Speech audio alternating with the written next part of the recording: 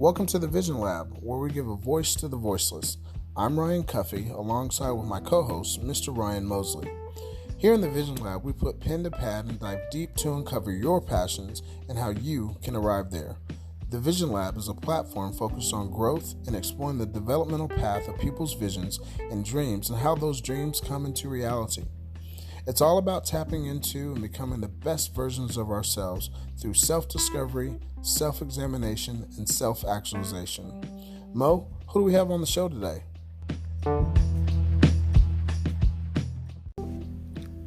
Today's guest is a native of Dallas, Texas. He's a graduate of both Carter High School and the University of Texas in Austin. He's a 10-year NFL veteran who is now retired and makes his home here in the Metroplex. He's a businessman in the truest sense of the word. Ladies and gentlemen, please welcome to the Vision Lab podcast, Mr. Jonathan Scott.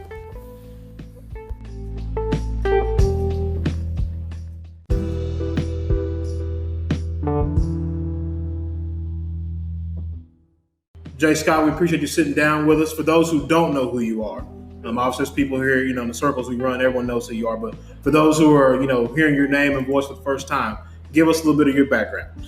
Oh yeah, man. First and foremost, appreciate you guys having me. Thank you for having us, man. Oh, it's all good. It's all good. But yeah, man. So here in the great state of Texas, as you know, I know some of you guys are transplants, but with that being said, played in the league 10 years, currently retired, have no plans of going back as a professional athlete.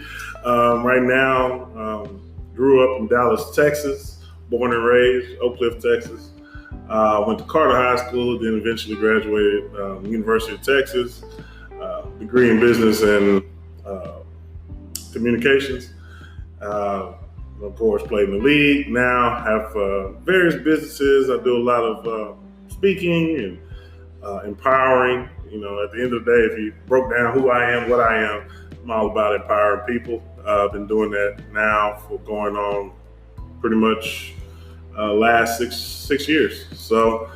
Kind of brought me to this point, and man, I'm just excited here to share the wealth of knowledge. All right, so I've got the radio background, and one of the questions I'm always interested to hear, a retired athlete's response. And we're going to get into the what you're doing now, empowering people, so on and so forth. But when did you know it was time to go as far as being a professional football player? Were you told you were done, or did you wake up one day you're like, you know what, I'm done? Oh no, I pretty much told myself I made that decision. Something that my pops used to always say, "Hey, Sean, this is your little red wagon. You can either push it or pull it." So at the end of the day, I made that choice. It was one of those things. I know most of it was a physical aspect of it. I've been playing football since I was seventh grade, and just the wear and tear on your body. And I was like, look. It took too much to recover just to play the next game. So it got to the point to where I was just tired of physically playing it. I was just ready to turn the chapter in the book. So many different things that I aspired to do. Football was just part of the plan. It wasn't the complete plan. So when did you realize that, you started playing around seventh grade, right? Yep. And when did you realize that, I'm really good at this? That's a good question. It was crazy because it's kind of what I talk about as mindset. It's like when I first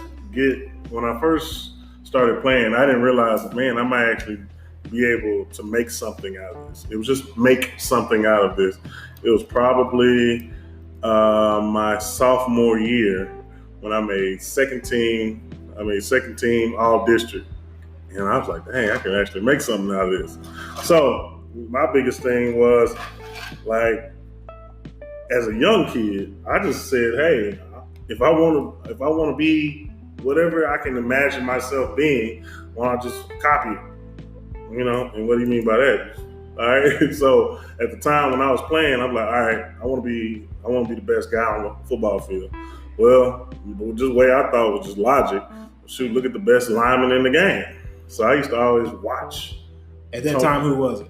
At that time, when I was watching football, I was watching Tony Baselli, watching Jonathan Ogden, watching Larry Allen. I'm looking at guys in the league. I'm in high school, but shoot, if they the best, why not try to be the best? You knew that's where you were trying to get to. You know what? It wasn't so much I was trying to get there. I was just trying to be better than everybody else. You know, it's like that real moment where I realized, like, dang, I could actually go to the league probably wasn't until second year in college. So it's interesting because I played high school ball and then played at Vanderbilt too. And for me, back then, I graduated in 1999, and I didn't realize how good I was. You know what I mean? Was that kind of the same experience? Like, did you know, like, yo, I'm a badass? You know what? It wasn't so much, not to diminish your thought process, but me, it was more so the fact just that I just wanted to be better than everybody in my surroundings. Like, it was just, it's just part of our ego, right? It's just like, excuse my language, but fuck you, I'm better than you. Right. That's just how I felt. Like, and I'm gonna show you, and I guess it comes from that, I come from that surrounding of, my experiences of, like, everyone's telling you what you can't do, right? But, when you're surrounded around men who have a common knowledge of high aspirations, you're thinking like, well, why is it that they, true men or true women in my corner saying I can, but everybody in my surroundings or in my school saying I can't? I mean, even teachers saying what I couldn't do. Some coaches are even like, this is, all right, let me segue to saying this. This is one thing I hate hearing from people of,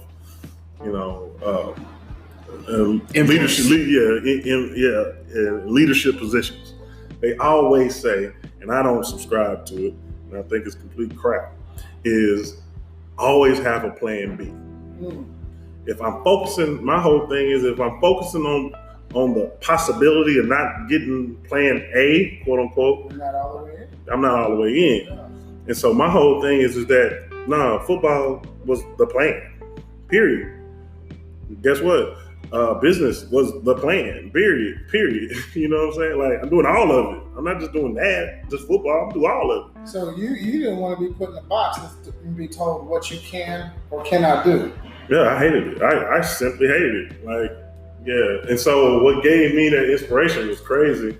The first sign of you know what? Changing my mentality. My mindset changed back in Emmett Smith. Actually, it's crazy because I can actually have a conversation with Emmett right now. Is that I remember Emmett Smith came to talk to our middle school, like a camp or whatnot. Well, I was in middle school. Talk to a camp saying, like, if you have aspirations to play in the NFL, you can do it. And when I heard him say that, I was just like, all right, let's do it, And so did I know how I was going to do it? No. I just knew that I was going to be better than everybody around me, or at least fight to be better than everybody around me. So if I knew that, the world saw somebody who was the best tackle, well, I'm gonna try to outshine him. Not in the arrogant sense, but I'm just trying to outwork you. It's just the competitive nature of it. Exactly. So it was always one of those things. It's like, man, how can I be better? And it gets to a biblical sense, iron sharpening iron. It's like, how can I get better? So surround myself around people who are better than me at that position or that skill set. So you really just hit on something huge, and I want to tap into that for a quick second here. When Emmett Smith was talking to you guys in middle school, you said, you know what? I can do it. I don't know how I'm going to do it. I'm just going to do it. Can you talk to our listeners about maybe, somebody out there is thinking about starting a business, right? Or thinking about getting away from a problem that exists in their current life. Mm-hmm. They don't know step B. They know step A is to do it. They don't know how. Yeah. How can you talk about, what that's like and saying, hey, look, I got a vision, I got a plan. I'm going to do this. Yeah, one of the biggest things I've realized is that you need to be a lifelong learner. You always you gotta always realize that you don't know everything. I kind of use the moniker. There's 4 things that I know. I know what I know. I know what I don't know. I know who knows what I don't know, and that's all I need to know. Right? That's huge. I like that. So, I like that a lot. And so my whole thing is that what is the underlying message behind that? I don't have an ego big enough. I don't have such an ego to say, you know what, I don't know that question, but I bet you I can find it out. Right? So, and not to get off track, but that's what teamwork is, right? It's like, I don't know how to play quarterback, but I know what the role of a quarterback is. Right. I don't know how to play tight end, but I know the role of it. You know what a good one look like. Exactly, right? And so in that same sense, it's like people who are aspiring to be something, to do something, or have some type of aspiration, that's the first part. The second part is that you got to have a certain mindset. How you create that mindset? Look, this is just my own personal belief, and you don't necessarily have to subscribe to it, but fuck motivation. That is bullshit. You need to have a mindset. You got to have it hardwired into your mind. I am good at this is what I aspire to be, and I'm going to do everything that I possibly can to do it. I am going to fail along the way, but I am so dedicated to doing this, I don't care what's in front of me. And so if you have that mindset, it's like, I don't care what's in front of me. Like when I was in high school, like I just knew I wanted to play. At that point, I was like, I knew I wanted to play football at the highest level. Guess what? I was not the strongest. I was not the fastest. I didn't care. I just said, I'm just getting stronger. I remember going into my sophomore year, I may have benched 185 pounds.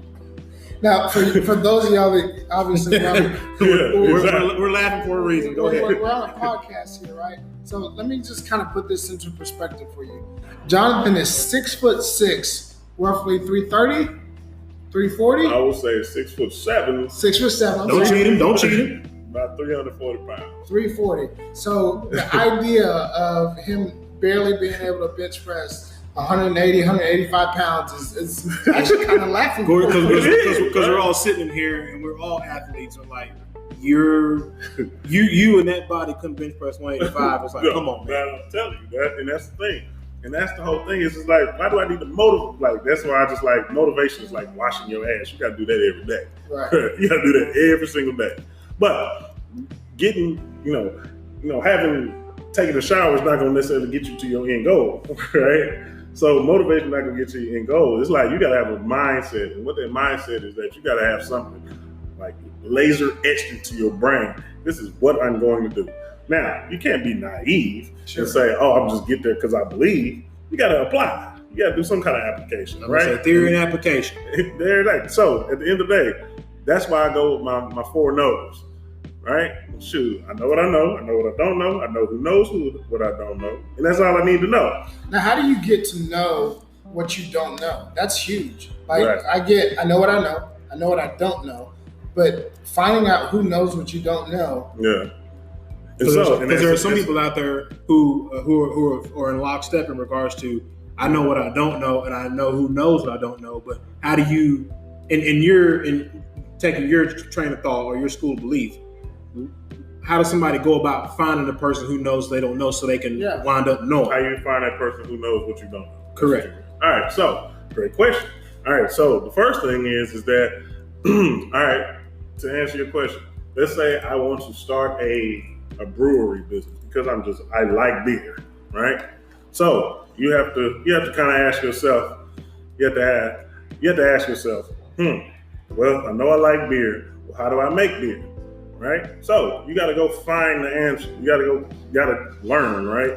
So one of the things that you do for me is like the people that I know who knows things. It's the relationships I built over the years, right?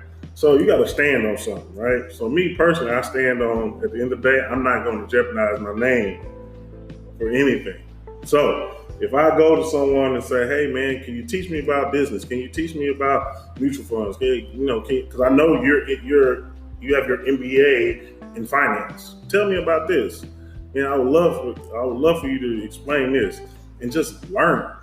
Like a lot of times people think that like once you get out of college or once you get out of high school, you just stop. No, you got to keep learning. And I'm pretty sure, as you may know, it's like once you start a process, that's just the start of the process, right? So the biggest thing is like be a lifelong learner and always try to see how you can better yourself. So if I know this much about business, well, what else can I find out? One of the simple things is read, right? One of the biggest things, especially for business people, just go to Khan Academy and just learn about stuff. And what's going to happen is, if you're learning, I guarantee you some kind of question is going to pop up. What is that? How does that apply? That's just a start, right? And then another thing is, like I said, is just relationships. Building relationships with people, building relationships with advisors. Get someone who definitely is on your team. Like, mentorship. That's big. You got to have somebody. Like, man, I know you're an OG, or, you've been in the game X, Y, and Z. You need to, also have a spiritual mentor. All these different components. Somebody who's traveled the road you're trying to take. Yeah, exactly. Because my whole thing is that I didn't know Jonathan Ogden personally, so I just had to watch him on TV. Right.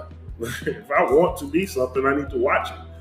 Look at it, and I don't buy the concept of like, well, that's definitely a different subject, but you can always learn something from somebody, whether they're, them personally or something that you can visually see on television or YouTube or whatever. You can learn something. So it's all about being a lifelong learner. What a huge, nugget that you just dropped on us. We're going to take a quick break. We'll be right back after this.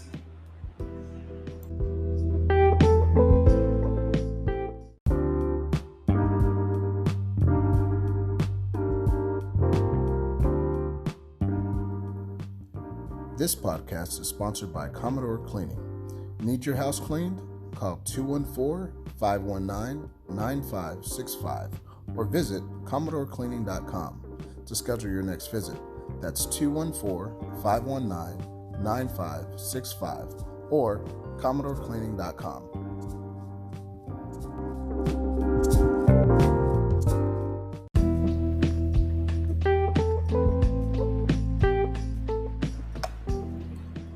Welcome back to the Vision Lab. I'm your host, Ryan Cuffey, and we have none other than my frat brother, member of Omega Sci-Fi, Q Sci-Fi till I die. What's going on? This is Jonathan Scott. So the last segment, we just, jumped off talking about, being a lifelong learner. So take me back. Here you are. It's your 10th year in the league, and you've decided, at whatever point during that season, this is it. I'm going to hang up the cleats. What's the next step? What does that look like on the very first day when you decide, you know what, I'm done? Well, that's a good question. The first day, it was laying down, getting some hot tub and icy hot. That's all I was doing. But no, in all seriousness, it's like one of the things that my dad, he was a Q as well. He passed away, and one of the biggest things that that was always important, a conversation between me and my dad, was like, how you want your name to be remembered in this world. And so especially the conversation me and my dad had, it was real big on your purpose. What's your purpose? What's your purpose? What's your purpose? What's your purpose? And when and that was kind of the thing that, was kind of, I wouldn't say struggling for me, but that's where the journey was at that point. It's like, okay, what is my purpose? Right? A lot of people kind of misconstrue purpose and identity, right? So they use their identity as their purpose. Right. And their purpose is just to flaunt their identity, right? So one of the things I like to, kind of make reference to is that, think about it, we have multiple identities, right? Sure. You have a corporate identity, you got a family identity, right? You probably like, my name is Jonathan, right? Some people I have a different identity. When someone says J. Scott, I know that's an identity of comfort, right? Or they recognize me as J. Scott. When someone calls me Jonathan, that's maybe a different identity. Maybe I don't have a personal relationship with them, right? There's not as much as a comfort zone. It's just a respect. Right. Or the same thing is like it's the same way on a spiritual level. You talk to God, you talk to God in many ways as you possibly can. Dear God, dear Lord, it's a different identity. Father. Exactly. Right. It's a different identity. So what happened, for me, is that I had to find my purpose, right? So real quick story. I'll try to make it as quick as possible. Take your time. I got this moment to where I was speaking for the National Psoriasis Foundation and the pharmaceutical company. And so I was going to this big conference, and I was going to be speaking in front of, I did speak in front of about 500 to 600 people, and pretty much the entire company, right? Speaking to all the sales reps, and they were launching this psoriatic topical solution that was for patients and stuff like that. So I'm talking to the salespeople, giving them motivation to push themselves. You can do it, the whole spiel. So the funny thing was, like, I'm going into this thing. I got this contract with this pharmaceutical company, and so like, hey, we're going to do this conference, our end of the year conference in Florida with Disney World, right? So they fly me in, take care of everything, and they say, all right, cool. All right, we just want you to speak maybe like 5-10 minutes to our staff, and just give them some inspiration and this, that, and the other. So I'm like, all right, cool, no big deal. And they gonna pay me for it. I'm like, all right, no problem, right? Yeah. So I get there, check in, and so I get the kind of the itinerary of what's going on the entire weekend. So I looked through the itinerary and just seeing, I'm like, okay, they got these workshops, and boom, at the end of it had Jonathan Scott, keynote speaker. I was like, so I know when you say keynote speaker, that's the highlight of the entire thing. Closing the show. Yeah, so I'm like, and I looked at the time schedule, I'm like, speak at 7:00 and finish at 7:45. I'm like, wait a minute, I gotta be on stage for 45 minutes? You were that dude. Yeah. I was that guy, right? Yeah. Headline. I was like, ooh. Wait a minute, so I got to come with it, right? You know me. Right. My mindset is like, I'm going to be the best I can possibly be. So I'm like, oh, all right. Well, don't get nervous. You've been in front of thousands, hundreds, millions of people on television. Like, ain't no reason to choke. Like, just don't nut up. Yeah, just do your thing, right? So I was like, all right. So I'm in the room, I'm putting bullet points together, walking around, pacing, kind of talking through what I'm going to talk through. So get out there the next day, get on the stage. They had fireworks. All we do is win, no matter what. Yeah. I mean, it was live. I was like, oh dang, all right. So I was like, man, all right. So like, I go through the whole thing. Long story longer. Do my speech, talk to everyone, and at the end of it, I could see people crying. It was an emotional story. At the end of everything, I get a standing ovation. Huge. That was oh damn, I ain't never done this, but that's my first introduction to public speaking right there. Right? Nothing UT taught you. I didn't go into any kind of formal learning or class. It was just natural, right? So I get out there, standing ovation, and after that I'm meeting with people, and these people older than me. Mm-hmm. And they're like, you don't understand how much that means to me, and everyone's giving me all this positive feedback. And at that moment, there was a spiritual sense of like, this is my purpose. So I found my purpose. Yeah. My identity is a football player, businessman, brother, son, you know what I'm saying? Like, I got all these different identities, but I needed to find my purpose. And at that moment, I said, you know what? My purpose is to empower people. Yeah. Simple as that. And I was like, at that point, I was like, I'm going to use every resource that I have, every inch of myself to be able to empower the next person. And at the end of the day, if I'm planting a seed to someone else or in something else, I'm going to be able to reap those benefits later. That's just like anything, right? It's a servant's heart. It's a service. It's at the end of the day, it's service, That's right? It's the same thing when you talk about the fraternity. What's your service? Yeah. That's my service. And at the same time, I can give this information, and it's not to benefit me. It's to benefit someone else. This is the Vision Lab podcast. By the way, we're shooting, or I shouldn't say shooting, we're recording.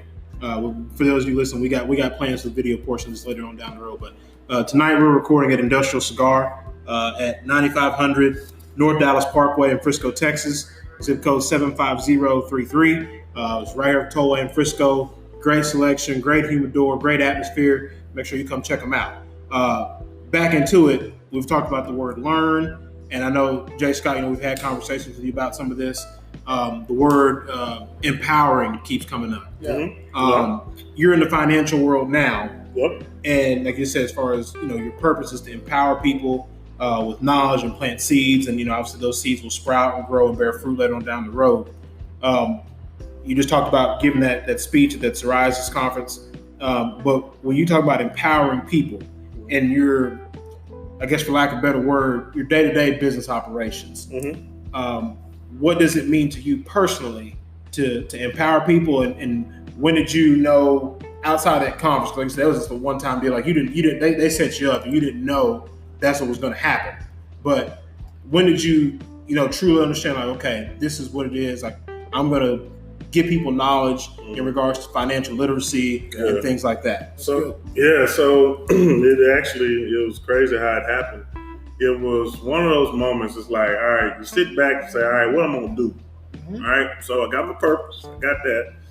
Now I need to find a mission. Right. So now I got my mission. What is my mission? Well, in order to assess my mission, I got to see what tools I got. Right. If you're going to build a house, what you got in the box to actually start putting stuff together. Exactly. So what are the tools I have? Right. One of the beauty of being able to play professional football, I'm allowed a platform. Right. I'm allowed a platform to be able to speak on, speak about whatever issue or concern or anything that I possibly want to. Right. Being that I'm a professional athlete, I can at least get someone's attention. Right. So I can go into a situation and say, you know what? Hey, I want to be able to create my legacy, to be able to empower people. One of the things specifically that my mission is to change the dynamic and the rhetoric behind the professional athlete. Okay. What is that rhetoric? That rhetoric is financial literacy, right? So what tools do I have, right? So I'm working with guys always starting from high school, right? I mentor a bunch of high school kids, some guys pro, and I actually got 7 guys right now that a few guys in college, and I got 7 guys currently right now playing in the NFL. So what tool do I use, right? To back up a little bit, you got to be able to form some relationship for me to be able to in order for me to be able to build a trust with you, right? You got to build a relationship. So one of the funnels that I use is that I use offensive line training to be able to build relationships with guys who are going to probably eventually be able to play on Sundays, right? So I build that relationship with them in high school, right? I've got a guy right now got drafted 35th pick, 37th pick with the Panthers. I built a relationship with him, right? Now, I'm actually part of his financial team, right? It's funny you say team because he's playing sport, right. Team. So he has a team of people that's going to be able to be in his best interest to be able to create prosperity for him, financial wealth, generational wealth for years to come, right? So I have a funnel system, a strategy to be able to work with people, right? So specifically, my business is not only for athletes, it's for everyday Americans, it's for business people, entrepreneurs, and high net worth individuals, right? So I use a myriad of different financial tools to be able to create generational wealth, right? The thing that I've learned is through different people that I've talked with, mentored, got mentorship from, is teaching me how the biggest thing is, especially in my passion, even deeper passion in my mission with my purpose, is to be able to educate our young black men. I'm unapologetic about that. I am about teaching our young black men. If you look at it historically, our black men and women have been stripped of our culture, stripped of our heritage, stripped of our education, stripped from our families, been degraded, castrated, and been literally and figuratively. Exactly. And have not been given the opportunity to be able to learn, given the opportunity to be able to pass knowledge, right? You can literally shut off from your own group of people, right? So I've sit back and I had many times sitting at 3 o'clock in the morning to where 3 o'clock in the morning having a cigar, just thinking about like what I can do, right? And so I've learned this systematically. When you talk about systematic racism, like different entities have been able to gain power, gain access, gain wealth off the labors of black men and women. Mm-hmm. Some of those entities are insurance companies, banks, all of those type of entities. I have the ability to use those exact same entities to be able to better ourselves, right? I can be able to teach strategy, how to strategically use an insurance policy to be able to create generational wealth. I can teach how to use different types of government structures, corporate structures, to be able to keep money in your pocket. Let me ask you this. 99.9% of our listeners are not former retired athletes or athletes that are getting ready to, start their professional careers. So I'm a guy that makes $30,000 to $50,000 a year, but I want the information that JRS has. Yeah. How can I tap into that network? Can I get so with you? How does that happen? So the first thing you can do is you can go to ffccapitalventures.com. Again, it's ffccapitalventures.com. On the website, you can kind of just look at how we, all the different financial education tools that we have, teaching people a simple thing, understanding the rule of 72. What's the rule of 72? What that is just how fast can you make your money double? Yeah. Right?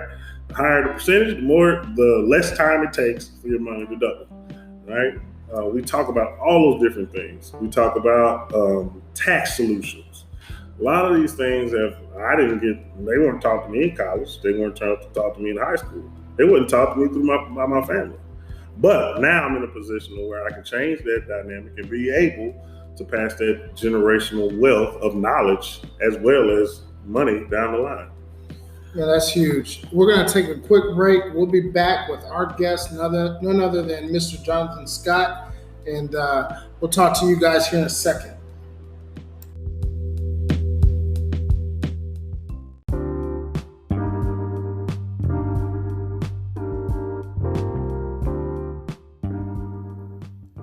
This podcast is sponsored by Commodore Cleaning. Need your house cleaned? Call 214-519-9565 or visit CommodoreCleaning.com to schedule your next visit. That's 214-519-9565 or CommodoreCleaning.com.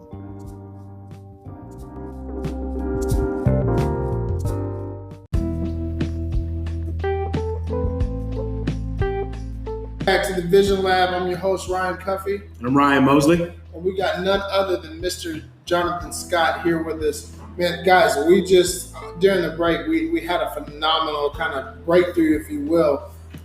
Really just talking football, but football is just the beginning point, right? It's life in our mindset.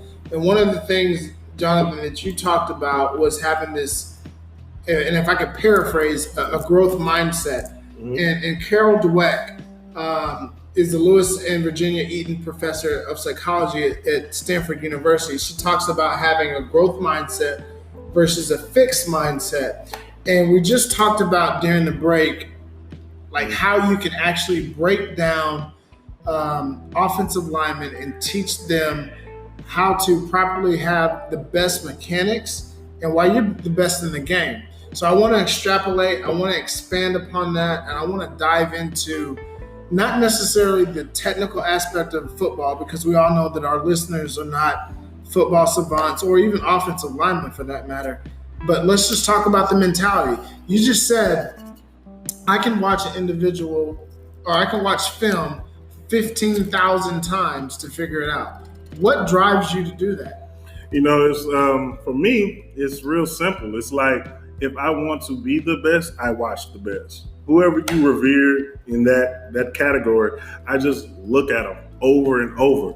I'm like, the way I look at it is, how can I better myself? Well, shoot, look at the best person in the game. I mean, you got to think. If I'm a guy from high school and I'm looking at trying to be the best, I just constantly say, let me turn on the television and look at who that is. I just literally looked at Larry Allen over and over and over. And so what happens is it's my own mistakes that I may have had watching, doing something on field. I got knocked over or ran over, something like that. How can I fix it? How can I, and it's this critical way of thinking. I'm critical of myself, right? It's like, I want to be able to aim for perfection, right? So I'm looking like, how can I make it perfect? I'm always looking at how I can make it perfect. Of course I probably won't, but there's nothing wrong with striving. But you have that growth mindset, right? Like it's not about, and here's the thing, guys, failure is okay. Oh yeah, no question. I think people are afraid to fail. Yeah. And that's the wrong mentality to have. Yeah. If you're afraid to fail, then you're never going to advance in life. One of my best friends has a tattoo that says, there's no progress without struggle. And guys, if you fail, it's okay. That's a part of your progress. That's a part of moving forward. And so when you're looking at any situation that you're currently going through, it's okay to not be the best. It's okay to fall backwards and take a step and really learn. And Mo, what do you think about that? I actually don't. The word failure is a stranger to me in the sense that, like, I don't necessarily believe in even the term failure. I believe we either win or we learn. I've got something I got going on right now to where most people will probably take it as somewhat of a failure. I don't. I just look at it as an opportunity where, okay, I'm going to learn from the mistakes I did make. At the same time, there are some things I gained from that actual experience, but I don't see it as a failure. I see it as an opportunity to learn. Now, the environment I had to learn things in wasn't necessarily the most conducive. I wouldn't say it was the most constructive environment for learning, but I had the wherewithal to be like, you know what? This ain't the best environment for me at the time, but I'm going to do my best to learn whatever it is I can learn while I'm in it until I get out of it. And thank goodness I just got out of that particular situation. Yeah, and it's just kind of to that point. It's like I know it's like, how can what is success? I've heard that many times. What is success? Is not a straight line. I know that. Yeah. Unless you win the lottery. Exactly, right.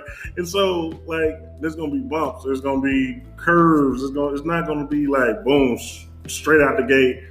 No, it's just not happening that way. So for me, it's, you know what? This is one thing I learned. This is an outstanding book, right? This dude is hardcore. This is a different kind of brother.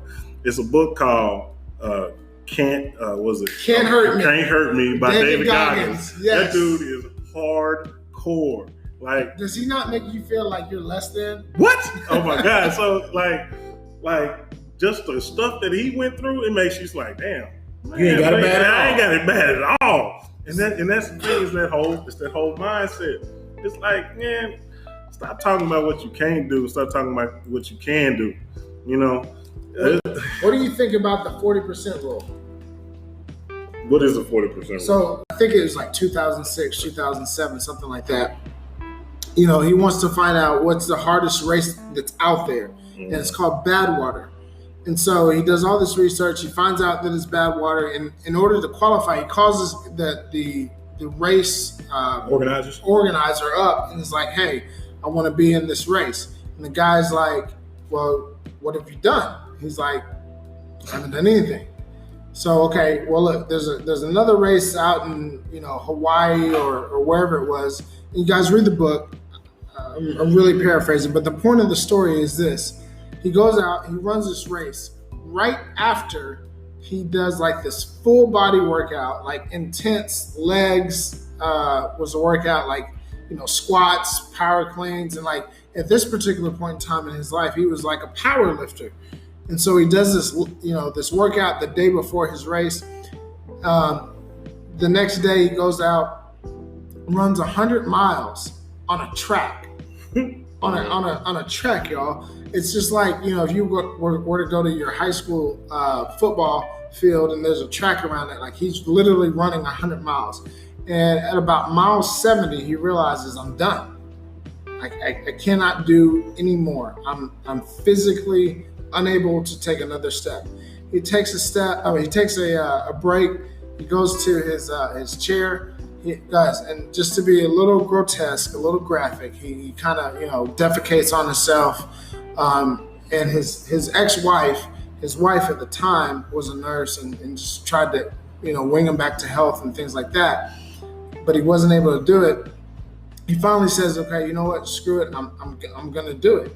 He gets up and he realizes that he's got 40% left. So everybody through their journey, when you feel like you've reached the end, you've got another 40% in you. Mm-hmm. And that's an arbitrary number, right? Like it could be 30%, 50%, 80%, whatever it is. But the point of it being is you got more in you. That's exactly correct. Yeah. It's a dope book. You need to check it out. Again, a quick plug for David Goggins. The book is called Can't Hurt Me. I don't know if it's a New York seller yet, New York Times bestseller, but if it's not, it will be. Yeah. I read that book this year. Actually, I'm in the process, because we talked about financial literacy, we talked about empowering, and really I think it boils down to investing in yourself. Jim Rohn, world-renowned Jim Rohn, talks about before you invest in anything else, you have to invest in yourself. So I made it a point this year, 2019, to invest in myself. And the easiest way to do that is read. And so one of the things that I'm doing is I'm reading. My goal this year, start to finish, is to read 16 books. I'm at 5.5 right now. But guys, you got to invest in yourself. You got to read. It's paramount. It's paramount. Yeah, no, it is paramount. And that's the whole point. That's kind of the point of like, kind of to your point when you're saying what do you know and what you don't know. Well, you can find out a lot of information. Pick up a book. Just pick up a book. I mean, even strategically, it is documented essays that I have read that white society historically strategically used books to keep our black people, and not to harp too much on it, to keep our black people uneducated, keep them childlike and in a cage. Like I looked this stuff up myself, read it, Library of Congress, read these different things. I mean, the knowledge that you can get from picking up a book is paramount, right? Just kind of talking about some of the things that I'm reading now. Definitely reading read David Goggins' book. Also, read different things when it comes to understanding your network. The Power of Who. That's a good book. Okay. That book is by it's by Jesus. The tip of the tongue.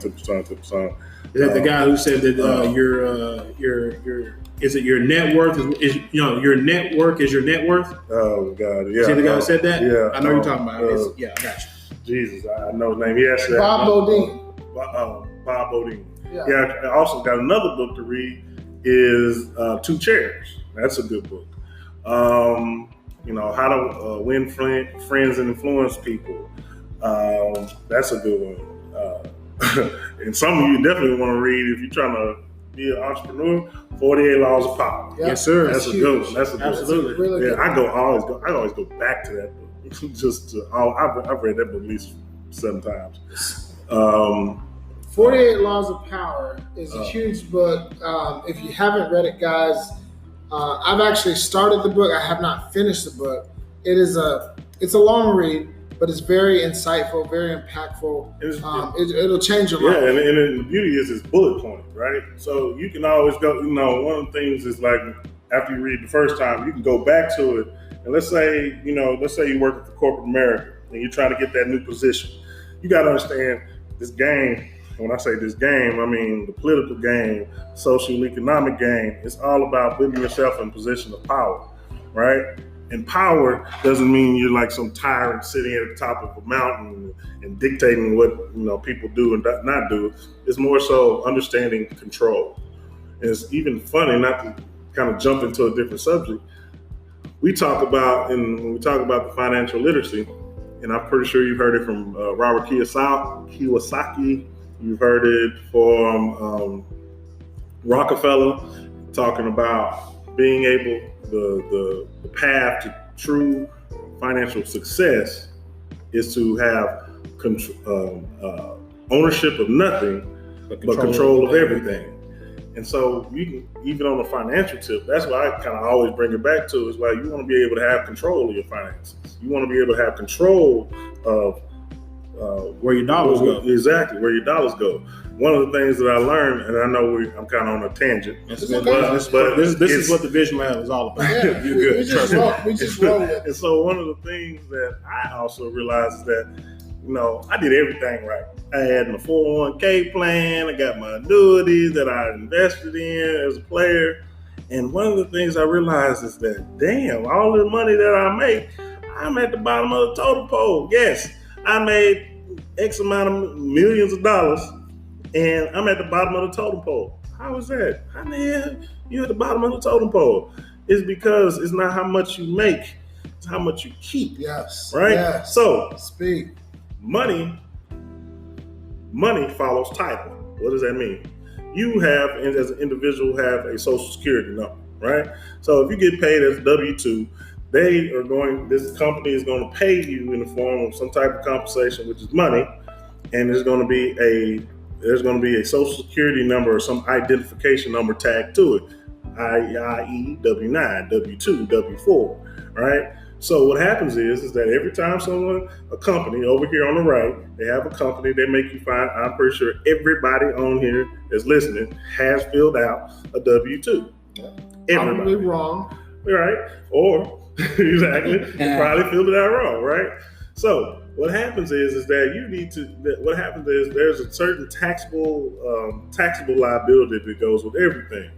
So for me, the more you make, the more you have to pay if you don't know what you're doing, right? So you can look it up, irs.gov. This is my go-to to anything I'm talking about financial-wise. You can go to irs.gov and find it yourself. Okay.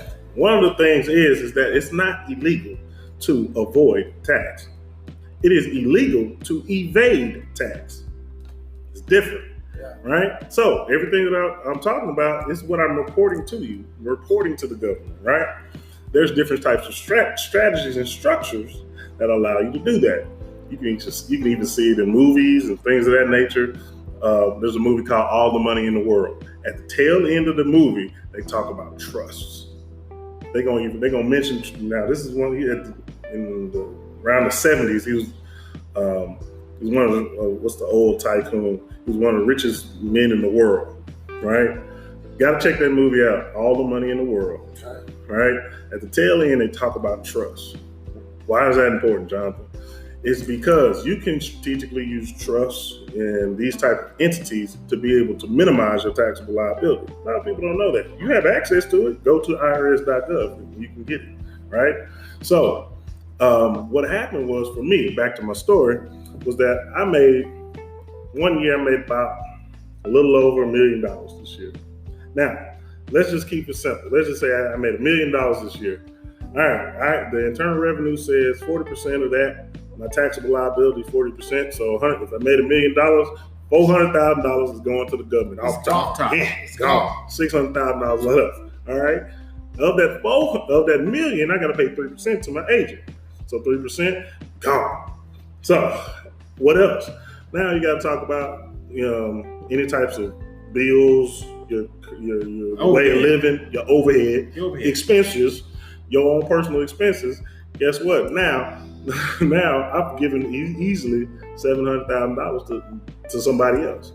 I'm at the bottom of the totem pole. And you're hurting, you're aching, your body. Exactly. Guess what? I got to pay. When I was playing, I spent at least on a small scale, I easily spent about $50,000 on just trying to get my body right. So there's body maintenance. Body maintenance, right? And got to play at the high level so I can get the next check, right? And 99.9% of us are not there. So exactly. And there's 100% injury rate in the NFL. So there's definitely an expiration date on anything in the NFL when it comes to any professional sport, right? So one thing that I realized is like, how can I stop being at the bottom of the totem pole, right? So I've read different books, and I just talked to God. I was like, can you put me in a position to have true financial freedom? Mm-hmm. Now, I'm gonna leave you with this. I'm gonna allow the people listening to reach out and go to my website and be able to set up a time to email us or set up a time for a consultation. I'll keep it real simple like this. When it comes to businesses, I can be able to leverage my businesses to be able to buy things in the 8 figures right now. All right. Right? I have that leveraging power. But me, Jonathan Scott, myself, actually qualify for food stamps. How did I do that? You need to hit me up. Now, that's, like I said, that's a 3-hour conversation. But I have to have you back on the Vision Lab podcast. Right. How do you do that? Well, that's the beauty of being able to be educating yourself and seeking knowledge, right? That's the biggest thing, is seeking knowledge. And my whole thing is that what we do is financial education. It's real simple. It's real simple.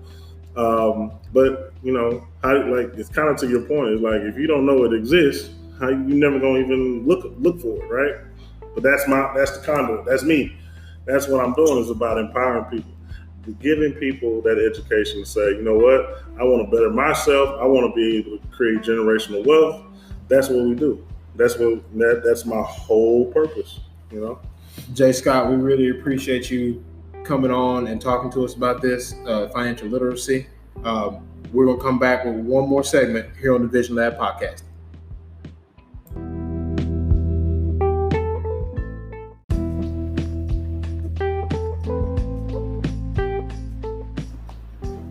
Welcome back to the Vision Lab podcast. What an amazing time we've had here with Jonathan Scott. Guys, we've talked about everything from your purpose, your mission, empowerment, having a growth mindset, financial literacy. I mean, Jonathan, you've given us so much to really chew on. I want to say thank you. Oh, my pleasure. Yeah, absolutely. Just thank you. And I know our listeners are super excited about everything that you said. Guys, if you haven't had an opportunity yet, if you like the content that you've heard, go ahead and subscribe to the Vision Lab podcast. Just click the link below, subscribe to the channel. We're going to come out with more content. Okay, so as we get ready to land this plane, one of the big things I've taken from you is you got a mindset in regards to whatever it is you put your hands on, put your mind to, you're gonna do your absolute best to be the best at whatever it is, right? Mm-hmm. And so, obviously, you got the retired athlete background. I ask this to a lot of professional athletes I've met, come across. I know some, blah blah blah. Whether it be at UT or whenever you're playing in the league, mm-hmm. Who's the best player you ever played against? The best player I ever played against? That was. All right. Or before you answer, let me ask a different way too. And this might be 2-pronged. We'll see. Who was the guy you played against? First, second year in the league, and you thought, okay, wait a minute, this is different. Oh, that's easy. Leonard Little. He played defensive end for the Rams at that time, St. Louis. I don't want to date myself too much, but anyway, he played defensive end for the Rams, and this is my first year as a rookie. So this is 2006.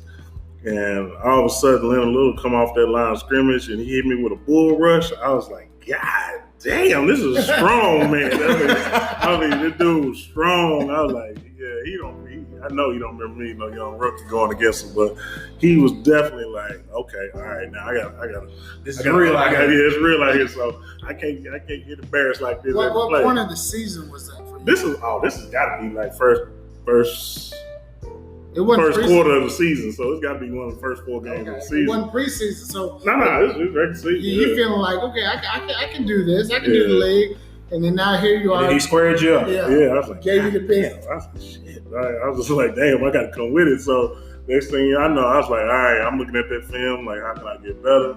I'm just trying to just get my skill set right, because I'm like, I can't do that again. Okay, so now you're an established veteran, and even at this point, retirement. Looking back on it, who's the best player you played against? James Harrison, definitely. Why? Because he has speed and power, and on top of that, he has a low center of gravity. And he understands leverage. He understands leverage like anything else. I mean, you go look him up on YouTube, look at some of his workout stuff. I remember one time he's like, "Hey Jay, let's go and get on these 4 plates." 4 plates of what? He was talking about 4 plates of bench press. That's a lot of weight, man. That's 405 pounds, guys. That's a lot. He was just working out with it. Just working out, and this is both O practice. I was just like, nah. Now let me put this in perspective. At my peak in college, I did 405 as a max. Oh no, this is and he's working out with 405 before practice. Clink, before practice. Clink. I was like, Jesus Christ, he's too strong. And I mean, he was insane with it. Like he had his work ethic is ridiculous. Like I have not seen anybody's work ethic bigger than his. He's insane with it. And then on top of that, I know for a fact he ain't touched no PEDs or nothing like that. Yeah, he just natural. Straight, just natural. And the bulldog. He just he's a lumberjack, like for real. So obviously, if anybody looks up your background and your bio, you were part of the one of the best college football games of all time, the Rose Bowl, UT, USC. What is the best moment you remember from that particular game? Is it something that you realized in pregame, like blessed to be on this stage, or even the play where Vince won the game? What is your seminal moment from that game? Oh, it was easy. It was that last drive. It was a TV timeout, and leading into the game, no game was too big for me, right? But at some point, I got a little like, oh, damn. Like, I had that, oh, shit moment. Like, oh, damn, I'm in the national championship. It was literally a TV timeout. We're in drive position, and we down by, 1 point. And I remember when that happened, we sitting there at the TV timeout, and I remember David Thomas. David Thomas he's a clean cut guy he's holier than Al, but plays like a monster on the field. He'll drive and do 100 yards every play and won't even complain. He's on the offensive line. No, he's a tight end. He's a tight end. So at that point, we had a timeout. David Thomas, he's like one of those quiet leaders of the team. The guy who don't say anything. He don't say nothing, right? And we get the timeout, and all of a sudden, it just gets one of the moments. It was just quiet. We waiting for the TV, the timeout to be the red hat, the waiver. Yeah, exactly. He says, "Let's go fucking win! Let's go fucking win!" And I was like, "Damn, DT!" That was the nickname, DT. I was like, "Alrighty then." So let's go win. And so as soon as that happened, man, we go in, scored. Vince, the whole thing, he gets out and runs that bootleg, goes to the end zone, touchdown, we win it. So at that moment, I was like, damn, we in the national championship. And I kind of just like looked up in the stands, and I just saw all these camera flashes like flickering. Like, it was crazy. At that moment, I was just like, damn, this is a great moment. Great moment. Speaking of great moments, as we close out the Vision Lab podcast, what is, if you could say to all of our listeners, what type of vision do our listeners need to have to propel themselves into the future? Never give up on your vision. Always drive. Have a killer mindset, and never let anyone deter you from your vision, your dream, your goals. Won't be easy, but just trust yourself. Stay passionate, stay ingrained, be a lifelong learner, and I guarantee you will have success. Well, I just want to say, first of all, it's been an honor to talk to you over the last hour or so. What an incredible story you have. The amount of information that you gave us, I just want to say thank you, Jay My Scott. pleasure, man. My pleasure. You know? For sure. Definitely, man. And much success for you guys moving forward, man. Just helping, enlightening more people. That's what it's all about, man. Giving back and giving all types of just not nuggets of knowledge, man. I love it. Ladies and gentlemen, this has been the Vision Lab Podcast. My name is Ryan Mosley. And I'm Ryan Cuffey. We'll see you in the next episode.